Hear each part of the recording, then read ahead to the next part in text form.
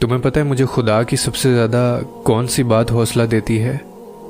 کہ اللہ کے لیے کچھ بھی ناممکن نہیں ہے۔ اللہ کبھی اپنے بندوں کو تنہا نہیں چھوڑتا۔ وہ رب جب مدد کرتا ہے نا تو بندہ حیران رہ جاتا ہے۔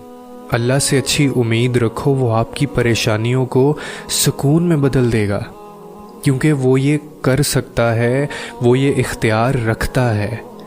ہمیشہ دعا کیا کرو، کبھی بھی مایوس نہ ہوا کرو، کیونکہ جو کام آپ کو ناممکن لگتے ہیں آپ کی دعائیں ان کو ممکن کرنے کی طاقت رکھتی ہیں۔ اور یقین کرو، جب اللہ سے تمہارا رشتہ مضبوط اور گہرا ہو جاتا ہے نا تو وہ تمہیں بھٹکنے نہیں دیتا۔ گناہ کے در پر کھڑے ہونے کے باوجود وہ تمہیں واپس کھینچ لائے گا۔ وہ تمہاری الفت کا جواب ضرور دے گا، اور وہ نمازوں میں سکون کی صورت میں، گناہوں سے اجتناب کی صورت میں، اور تمہاری پکار سن کر قبول کرے گا۔ وہ رب بہت مہربان ہے، تم اس پر یقین کر کے تو دیکھو۔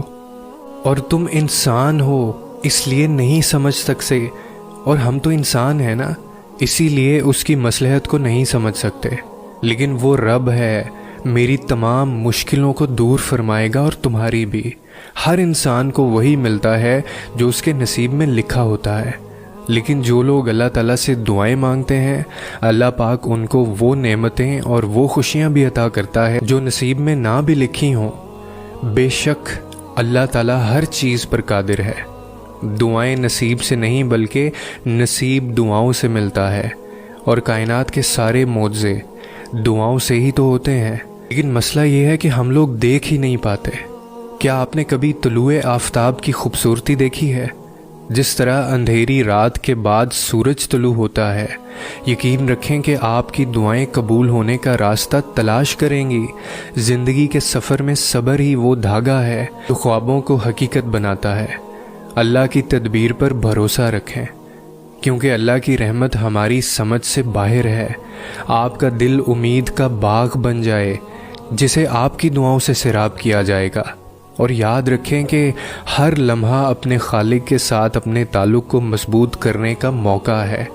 آپ کا مضبوط ایمانی سفر آپ کی پاکیزہ روح کو روشن کرتا ہے، لہٰذا پوچھو، یقین کرو اور انتظار کرو۔ اللہ کا جواب ہمیشہ انتظار کے قابل ہے، اور جواب ہمیشہ خوبصورت ہی ہوگا۔ اس پر آنکھیں بند کر کے بھروسہ کریں، وہ آپ کو انشاءاللہ کبھی مایوس نہیں ہونے دے گا۔ اسی طرح کیا آپ نے کبھی بارش کے بعد باغ کو پھلتے پھولتے دیکھا ہے؟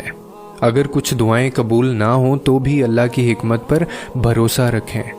آپ کی استقامت رائے گاہ نہیں جائے گی۔ امید، محبت اور احترام کے ذریعے اپنے خالق سے جڑیں۔ اس کی محبت کئی طریقوں سے ظاہر ہوتی ہے۔ دعا کرتے رہیں، ایمان رکھیں، آپ کا آخری باغ آپ کا منتظر ہے۔